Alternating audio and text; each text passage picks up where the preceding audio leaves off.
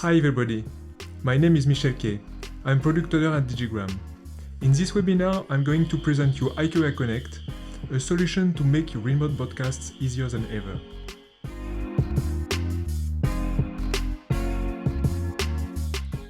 Here is the content of this webinar. I will start by explaining why it is so important for us to enrich our contribution offer with this product. Next, we'll go over the typical use cases. I will explain what exactly iCuria Connect is, and we'll take a tour of the web platform. And finally, I will explain the benefits of iCuria Connect. So, why did we create iCuria Connect? The objective of radio and television channels is to produce and distribute attractive content. They need easy-to-use solutions and tools to stay content-focused. At Digigram, we believe that remote broadcast over the internet should be easier than they are today. Here are two examples of the difficulties faced by the journalists. They have to connect the field codec to the studio and provide good audio quality, but today it still requires network and audio technical skills. And of course, radios and TVs cannot afford a technician on every remote broadcast. Another difficulty is the fact that they have often to share the field codecs with their colleagues, but they do not necessarily want the same audio settings as their colleagues. Similarly, here are some examples of the difficulties faced by the technicians. They cannot easily provide remote assistance due to the lack of visibility and means of action. Good audio quality is not always easy to achieve. They don't always know how to address security concerns. And finally, interoperability between codecs from different manufacturers can quickly become a nightmare. The goal of iCuria Connect is to fix such issues in order to ease day-to-day operations before, during, and even after remote broadcast over the internet for both journalists and technicians. Let's go through the typical use cases. It's very simple to give the typical use cases. All forms of remote broadcasting via the internet can benefit from iCuria Connect. Whether it is street or mobile interviews, outside live shows, sport commentaries, remote studios, or even studio-to-studio links and intercom applications, and I certainly forget some. Now, what is exactly iCuria Connect? iCuria Connect is a web platform and a connection service. The connection service of iCuria Connect is responsible for establishing broadcast audio communications between IP codecs through our audio over IP infrastructure. We have chosen to design our own audio over IP infrastructure for several reasons. First, to supply our customers with reliable communications. Second, to supply our customers with high-quality audio communication. Third, to supply our customers with secure communications, especially against cyber attacks targeting the program content going out on air. And last, to enable interoperability with third-party codecs. The connection service is based on SIP, the widely used voice over IP technology that we have transformed into a broadcast quality audio over IP technology. It works with third-party codecs provided that they are EBU Tech 3326 compliant. EBU Tech 3326 is the audio contribution over IP recommendation pushed by the European Broadcast Union. But the customers can still use their own SIP infrastructure if they want. The web platform now. To present the features of the web platform, I'm going to use the example of a small radio called Sky Radio. Sky Radio staff consists of 3 journalists, Stephanie, Jenny and Alan, 1 audio engineer, Alex, who supervises the audio remotes from the studio, and 1 codec fit manager and system administrator, me. The first feature set of the web platform I'm going to show you is the management of the users. This includes adding users to my organization, removing users from my organization, and assigning roles to the users of my organization. Just a short aside about roles. Roles can be assigned to users, and each role opens access to a feature set. There are 5 different roles: administrator, user manager, codec fleet manager, codec fleet supervisor, and contributor. Typically, a journalist will be assigned the contributor role, while an operator of the master control room will be assigned the codec fleet supervisor role. In the present and the coming slides presenting the feature sets, the roles opening the access to the feature set is shown in a frame like you can see here on the right. Now let's switch to the web platform. First, I need to sign in to my iCoria Connect account with my email address and my password. Once connected, I arrive in a multi-tab view and the management of the users is done from the users view. I've already added the 2 journalists, Alan and Jenny, so I'm going now to add Stephanie, our 3rd journalist.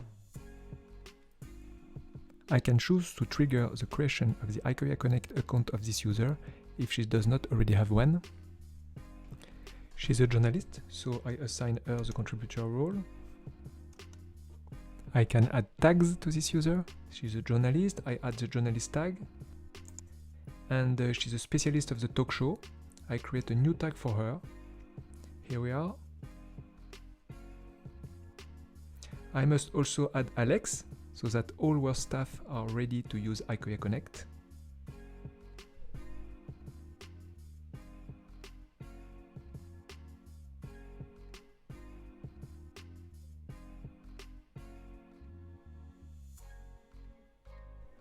Here's our codec fleet supervisor. There it's done.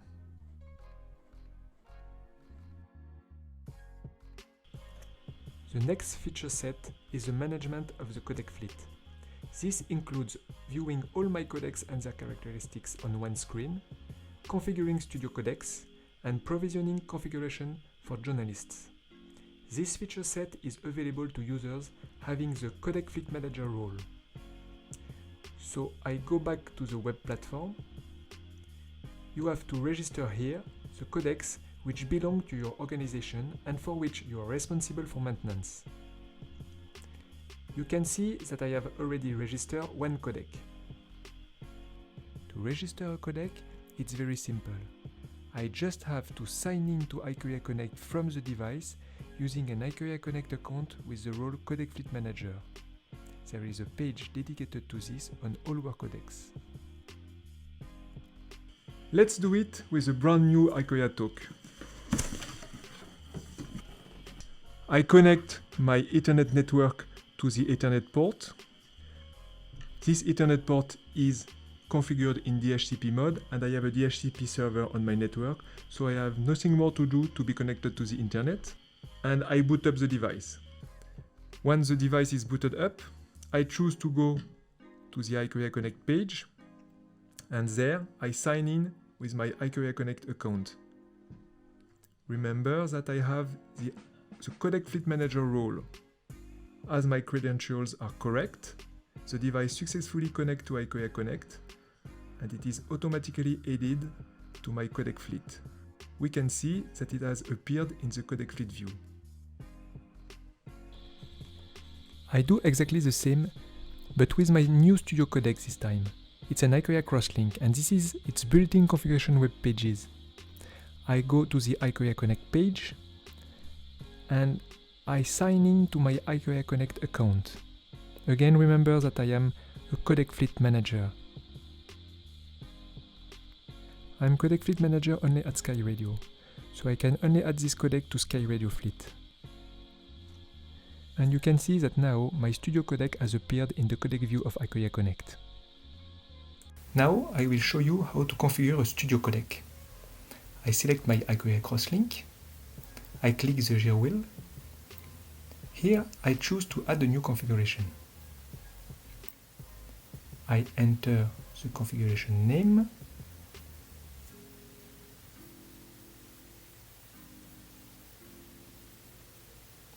and then I choose the preset which my configuration will inherit. I opt for a configuration with 2 mono IP codec instances.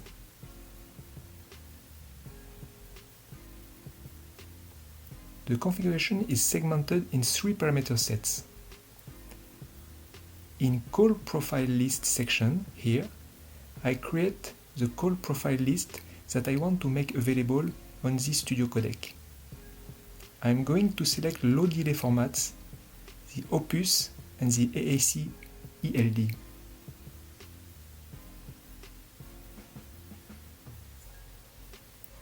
In the contact list section, I create the contact list that I want to make available on this Studio codec. I'm going to select all the journalists thanks to the selection by tags. Here is what my call profile list will look like. In the IP codec instance section, I can adjust the audio stream parameters and the SIP parameters of each IP codec instance. But I know that the parameters generated automatically by the systems are suitable for most cases. So I will not change anything in this section. I save the modification. The configuration is in the under preparation state. I apply it to the device. That's it. My Studio codec is configured and can be used for live remotes as soon as I have connected the audio IOs to the mixing console.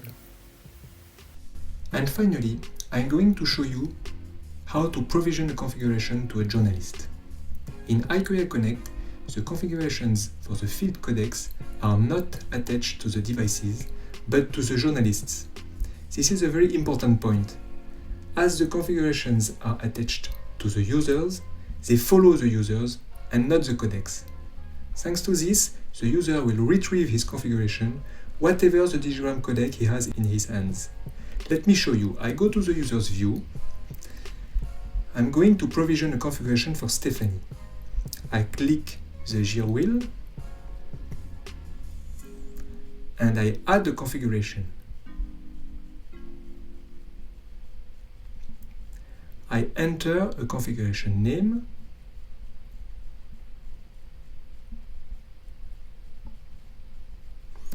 and I choose the preset which my configuration will inherit, as I did for the Studio codec. The configuration for the field codecs is segmented in 5 parameter sets. We find again the call profile section, in which I choose the Opus format, for instance. We find again the contact list section, in which I'm going to choose my Studio codec. It's at the end.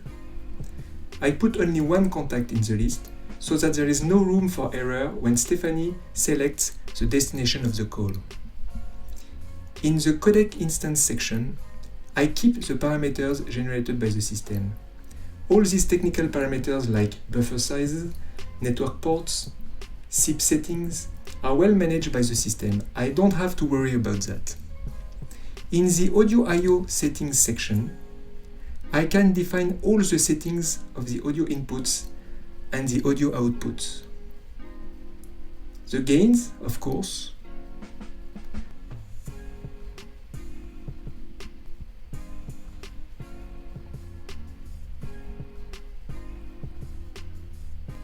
but also the phantom power, the high pass filters, etc.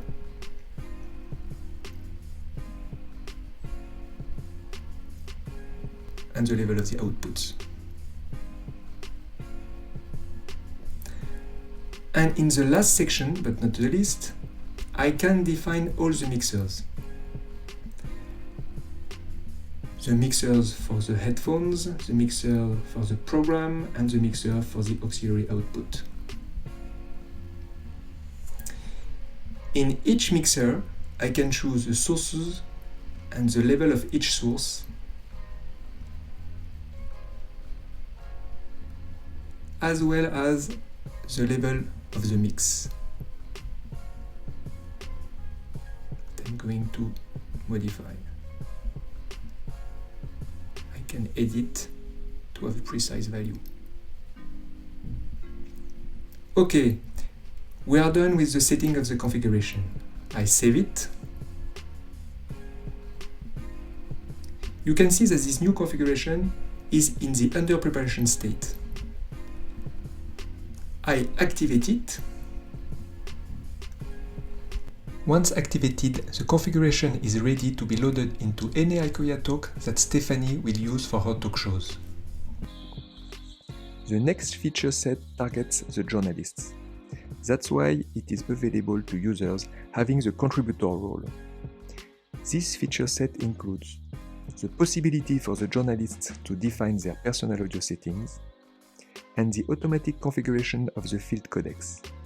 This automatic configuration happens when the journalist signs in to Ikoya Connect from the codec. At that time, the configuration that has been provisioned for him by the codec fleet manager is loaded into the codec, as well as the journalist's personal audio settings. And this, whichever the digigram codec she or he took when leaving the radio for a remote podcast, even if it's a rental digigram codec. Here is how Stephanie can define her personal audio settings. She signs in to the web platform.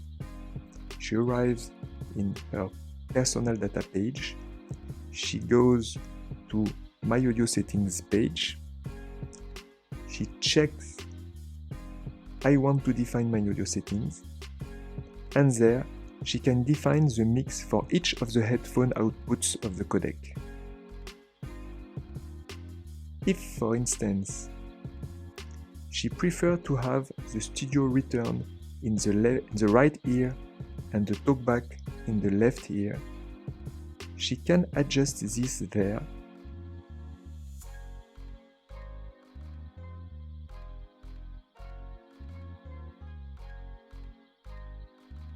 As well as the level of each sources and the level of the mix.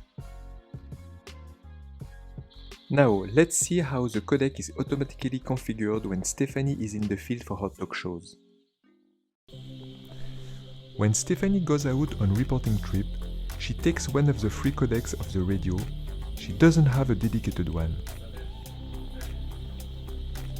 Once arrived on the site of the event, she just has to enter her Ikoya Connect credentials, and the configuration I have provisioned for her is automatically downloaded in her codec. Then her audio personal settings are also downloaded, eventually overwriting the one of the provisioned configuration. In a few seconds, she is registered to Sky Radio thanks to Ikoya Connect connection service, and she establishes the connection with the studio in 2 clicks.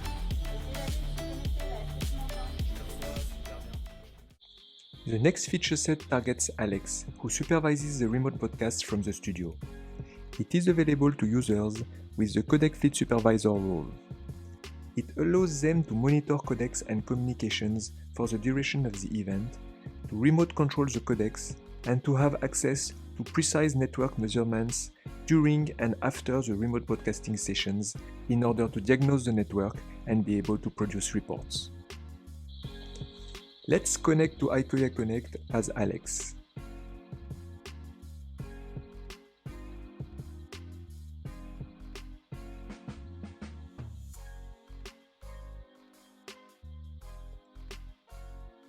In the call monitoring view, Alex can see the statuses of the contacts, which are in fact the codec instances. Free contacts are blue, yellow contacts are busy, gray contacts are offline.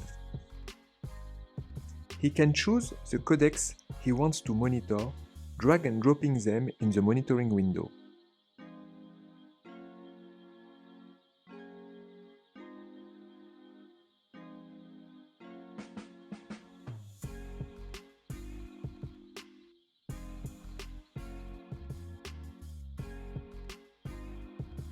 Alex can also arrange the order of the monitored codecs.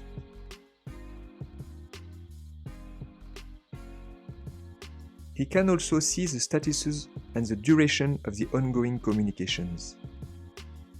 The more green arrows, the better the communication.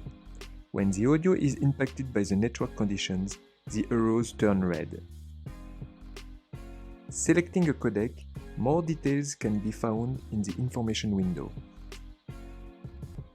In the call history view, Alex can see all the ongoing and past events. Select a communication and see the call details, the audio format of both sides, and graphs of the network jitter and of the lost packets.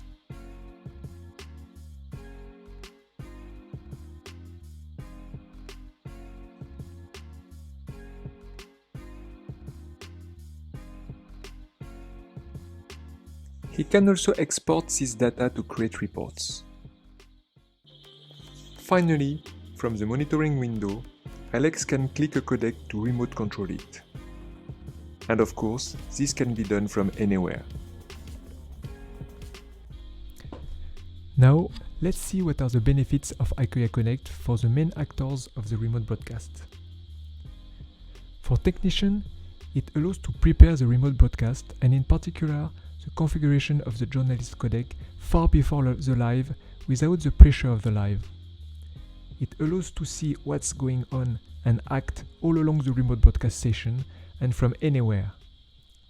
It provides reliability because the connection service is highly available thanks to the hot redundancy of our servers and because the communications are resilient to most of the network's throughput troubles.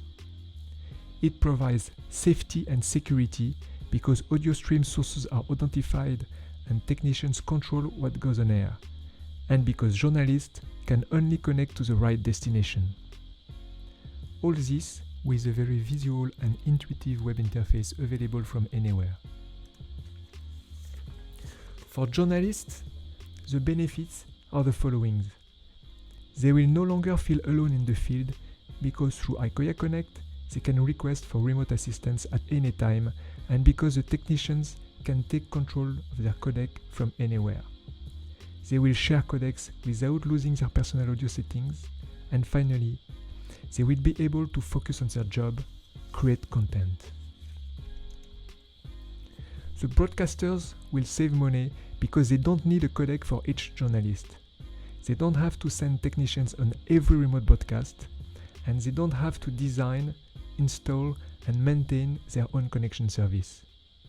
And of course, released from technical hassles, they will gain in flexibility and be able to make even more remote podcasts. That's it for this webinar. Thank you for your attention and see you for a new one. Bye bye.